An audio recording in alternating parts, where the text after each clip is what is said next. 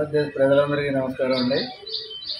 మొన్న జరిగినటువంటి పహల్గాం దాడిలో 27 మంది పర్యాటకులు చనిపోవడం, దానికి ప్రతిదాడిగా భారత ప్రధానమంత్రి, భారతదేశ ప్రభుత్వం తీసుకున్న ఒక గొప్ప నిర్ణయం సింధు నదీ జలాలని ఆపటం, తర్వాత పాకిస్తాన్ టెర్రరిస్టుల మీద ప్రతిదాడిగా కొంతమందిని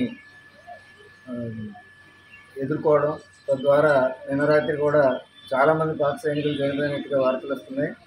మోడీ తీసుకున్నటువంటి ఈ నిర్ణయం చాలా బహుశా ప్రశంసనీయమైన నిర్ణయం. ఇప్పటికీ స్వాతంత్రం వచ్చిన 70 సంవత్సరాలుగా పాకిస్తాన్ దేశం మనకి పక్కలో బల్లెల్లాగా, చేతి సంచిలో పాములాగా ఉన్నటువంటి పాకిస్తాన్ని ఎప్పటికైనా మనం పూర్తిగా ఓడించబోయినట్లయితే భారతదేశానికి మనశ్శాంతి ఉండదు. అంతేకాకుండా కేవలం పహల్గాం దాడికి ప్రతిదాడిగా పాకిస్తాన్ టెర్రరిస్టుల మీద చేయవలసినటువంటి సైనిక చర్య చేయడమే కాకుండా భారతదేశంలో ఉన్నటువంటి పాకిస్తాన్ మద్దతుదారులు చాలామంది ఉన్న విషయం స్పష్టంగా మనకు అర్థమైపోతుంది.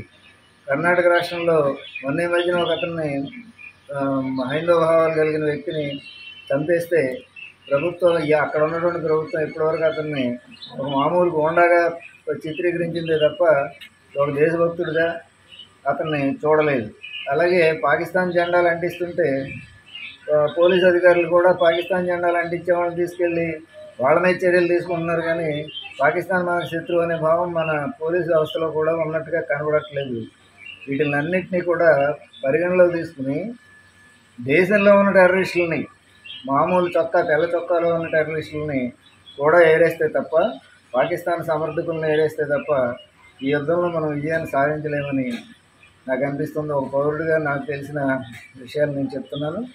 భారతీయులందరూ ముక్తకంఠంతో పార్టీలకు అతీతంగా, మతాలకు అతీతంగా మోడీ గారిని సమర్థించినప్పుడు మాత్రమే ఈ సమస్య నుంచి మనం బయటపడగలమని నా ఉద్దేశం.